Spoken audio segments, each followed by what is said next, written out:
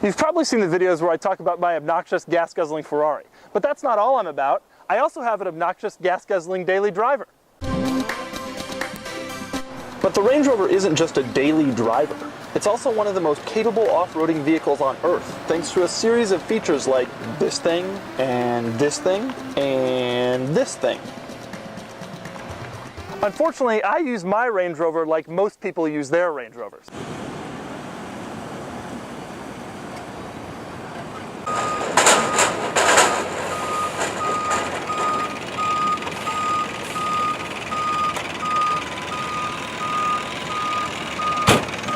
Just kidding. I do the occasional off-roading, and that's where I really use the Range Rover to its fullest.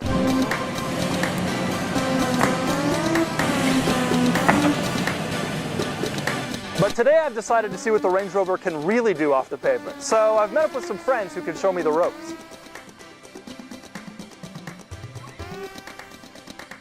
Well, we made it to the trail. Now it's time to assume the ready position.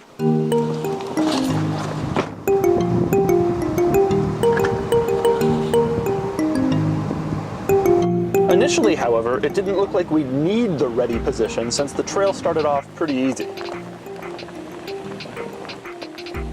But things took an interesting turn when we found a mud hole of uncertain depth. I'll bet you I can get through this. So he tried to make it,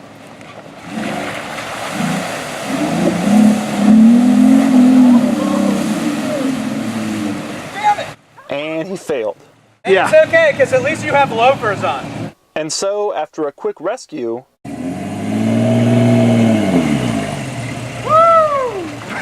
we were back on our way.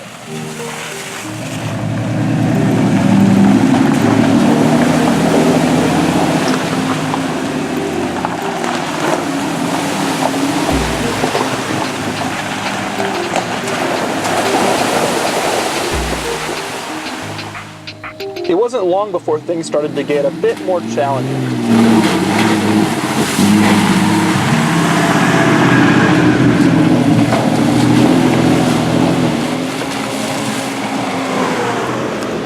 It also got a little rocky,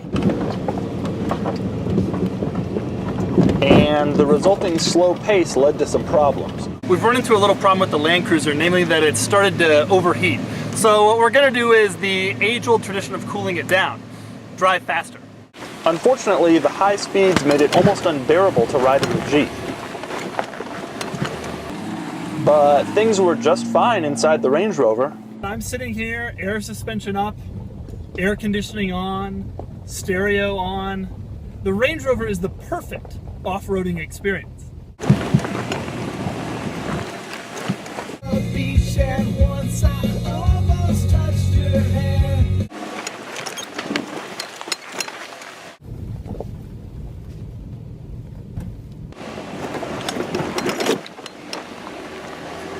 Every penny that you could. This is a good cookie. Unfortunately, the increasingly difficult terrain also took its toll on the mighty Land Cruiser.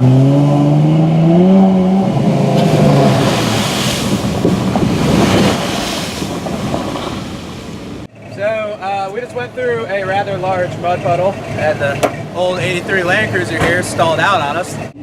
So the Land Cruiser went home, leaving just the Jeep and the Range Rover to press on. And press on we did. Through mud. Wow. I hope Carmex doesn't see this. And more mud.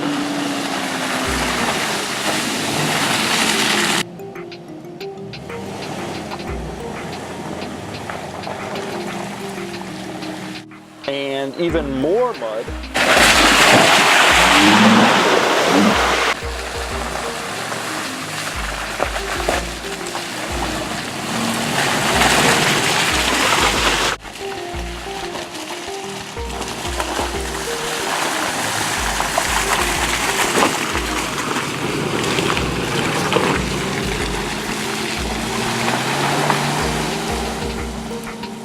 And so much mud that we broke out a measuring tape. 11 inches.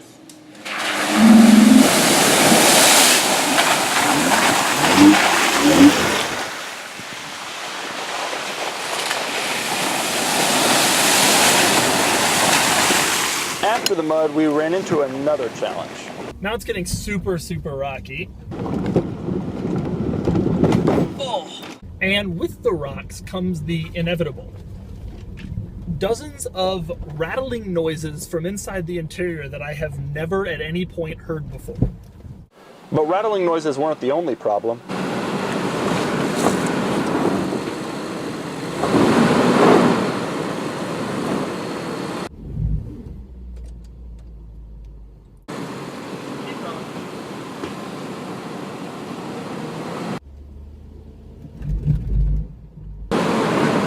And while I probably could have used my fancy off-roading settings to help me press on, we were running short on time, so I decided to back up and head home down the mountain.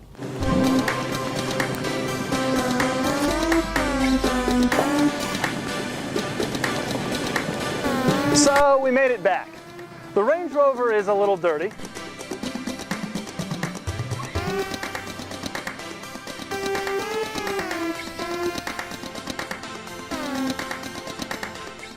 And the Jeep is even worse.